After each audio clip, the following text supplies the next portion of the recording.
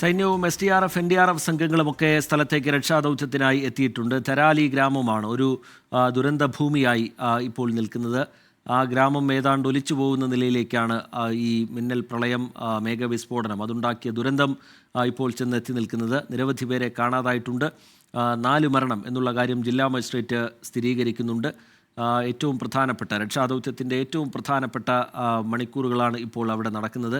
അതിൽ തന്നെ ഏറ്റവും പ്രധാനം സൈന്യത്തിൻ്റെ ഭാഗത്തു നിന്ന് ഏറ്റവും ഒടുവിലായി ഉണ്ടാവുന്ന നീക്കമാണത്. വ്യോമമാർഗമുള്ള രക്ഷാദൗത്യത്തിന് കൂടി നടപടികൾ സ്വീകരിക്കുന്നു എന്നുള്ളതാണ്. അച്യുതൻ വിവരങ്ങളുമായി ചേരുന്നുണ്ട്. അച്യുതൻ, ഈ കൂടുതൽ സംവിധാനങ്ങൾ ആ മേഖലയിലേക്ക് എത്തിച്ച് രക്ഷാദൗത്യം മുന്നോട്ട് കൊണ്ടുപോവുക എന്നുള്ളതിന് ഒരുപാട് വെല്ലുവിളികളുണ്ട്. ഇപ്പോഴവിടെ നിലനിൽക്കുന്ന കാലാവസ്ഥയും അവിടേക്ക് എത്താനുള്ള റോഡുകൾ തകർന്നു നിൽക്കുന്നതുമൊക്കെ ഒരു വെല്ലുവിളിയാണ് എന്നാണ് പൊതുവെ വിലയിരുത്തപ്പെടുന്നത്.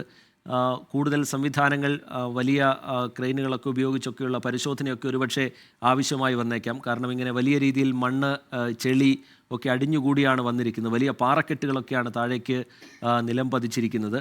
അതിനിടയിൽ കൂടുതൽ സംവിധാനങ്ങൾ എത്തിക്കാനുള്ള നീക്കം, കൂടുതൽ വിവിധ സേനാംഗങ്ങളെ അവിടേക്ക് എത്തിക്കാനുള്ള നീക്കം, അതുപോലെ ഈ വ്യോമമാർഗം നടക്കാൻ പോകുന്ന രക്ഷാദൗത്യം, അതും ഈ മണിക്കൂറുകളിൽ വളരെ പ്രധാനപ്പെട്ടതാണല്ലോ അച്യുതൻ.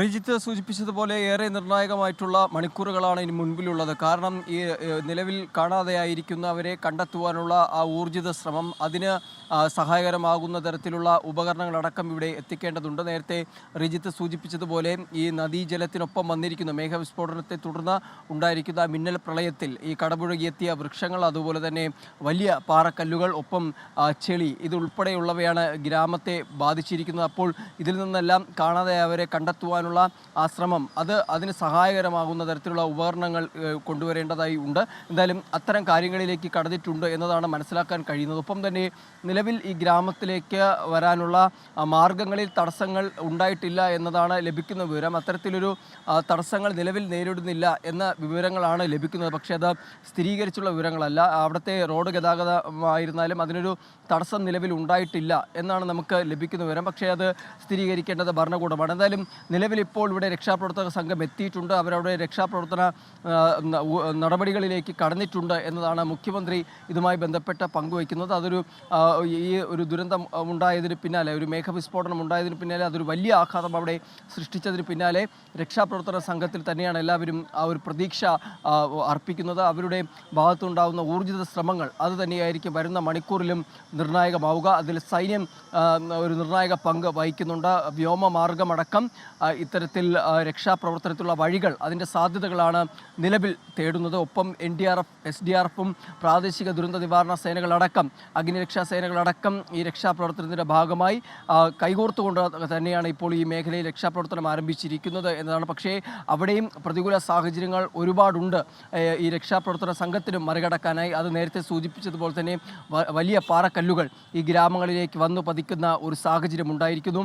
ഒപ്പം തന്നെ ഈ നദീജലത്തിനൊപ്പം കടപുഴകിയെത്തിയ വലിയ മരങ്ങൾ ഉൾപ്പെടെ ഈ ഗ്രാമത്തിലേക്ക് പതിച്ചിട്ടുണ്ട്. അപ്പോൾ അതെല്ലാം തന്നെ മറികടന്നുകൊണ്ടുള്ള രക്ഷാപ്രവർത്തനം, അതാണ് ഇവിടെ പ്രതികൂലമായി ബാധിക്കുന്നത്. എന്തായാലും അതെല്ലാം തന്നെ നിലവിൽ മറികടന്നുകൊണ്ട് അതിവേഗത്തിൽ രക്ഷാപ്രവർത്തനം, രാത്രി ആകുന്നതിന് മുൻപ് തന്നെ ഈ രക്ഷാപ്രവർത്തനവുമായി ബന്ധപ്പെട്ടുള്ള നിർണായകമായിട്ടുള്ള മറ്റ് നീക്കങ്ങളിലേക്ക് കടക്കാൻ കൂടി തന്നെയാണ് ആലോചിക്കുന്നത്. അതുകൊണ്ട് തന്നെയാണ് വൈകാതെ എത്രയും വേഗത്തിൽ കൂടുതൽ NDRF സംഘങ്ങളെയും SDRF സംഘങ്ങളെയും അതുപോലെ തന്നെ ITBP സംഘങ്ങളെയും എല്ലാം ഈ മേഖലയിലേക്ക് എത്തിച്ചുകൊണ്ടുള്ള ഒരു രക്ഷാപ്രവർത്തനം ആരംഭിച്ചിരിക്കുന്നത്. ഇതിനു മുൻപും ഉത്തരകാശിയിൽ ഒരു മേഘവിസ്ഫോടനം ഈ കഴിഞ്ഞ മാസം ഉണ്ടായിരുന്നു. അന്ന് 6 തൊഴിലാളികളെയാണ് ഈ മേഘവിസ്ഫോടനത്തിൽ കാണാതെയായത്. അതിനുശേഷം ഉണ്ടാകുന്ന, അല്ലെങ്കിൽ ഈ സമീപകാലത്തൊരു ഏറ്റവും വലിയ മേഘവിസ്ഫോടനമാണ് ഉത്തരാഖണ്ഡിലെ ഉത്തരകാശിയിൽ ഉണ്ടായിരിക്കുന്നത് എന്നതാണ്. അപ്രതീക്ഷിതമായി ആണ് മേഘവിസ്ഫോടനം ഉണ്ടായതും അതിൻ്റെ ഭീകരത കാണിക്കുന്ന ആ ഒരു ദൃശ്യമാണ് പുറത്തു വന്നിരിക്കുന്നതും. അപ്രതീക്ഷിതമായി നദീജലം കുത്തൊഴുകി ആ ഗ്രാമത്തിലേക്കാണ് ഇരമ്പിക്കയറുന്നത്. ഒപ്പം അവിടുത്തെ ഒരു ഭാഗത്തെ തന്നെ ഗ്രാമത്തിലെ വീടുകളെയെല്ലാം ഒലിച്ചു പോകുന്ന ആ ഒരു സാഹചര്യം അത് ദൃശ്യങ്ങളിൽ നിന്ന് തന്നെ വ്യക്തമാണ്. നിരവധി വീടുകൾ ഈ മേഖലയിൽ ഉണ്ടായിരുന്നു. അതിൽ ടൂറിസ്റ്റുകൾ വിനോദസഞ്ചാരികൾക്ക് തങ്ങാനുള്ള ഹോം സ്റ്റേകൾ ഉൾപ്പെടെ ഉയർന്ന കെട്ടിടങ്ങൾ ഉൾപ്പെടെയുള്ള കെട്ടിടങ്ങളായിരുന്നു ഈ ഗ്രാമപ്രദേശത്ത് ഉണ്ടായിരുന്നത്. അതിനെയെല്ലാം അത് പൂർണ്ണമായി തകരുന്ന സാഹചര്യത്തിലേക്കും അത് ഈ നദീജലത്തിൻ്റെ ഒഴുക്കിൽപ്പെട്ട് പോകുന്ന തരത്തിലേക്കുമാണ് സാഹചര്യങ്ങൾ മാറിയിരിക്കുന്നത്. അതുകൊണ്ട് എത്രയും വേഗത്തിലുള്ള ഒരു രക്ഷാപ്രവർത്തനമാണ് ഇനി മുൻപിലുള്ളത്. അതുകൊണ്ട് അതിൻ്റെ സാധ്യതകളിലേക്ക് കൂടിയാണ് ഇപ്പോൾ കടന്നിരിക്കുന്നത്. കേന്ദ്ര സർക്കാരിൻ്റെ ഒരു ഇടപെടൽ കൂടി ഇപ്പോൾ ഇതിലേക്ക് വന്നിരിക്കുന്നു എന്നാണ് മനസ്സിലാക്കാൻ കഴിയുന്നത്. അതുകൊണ്ട് തന്നെ കൂടുതൽ സംഘങ്ങൾ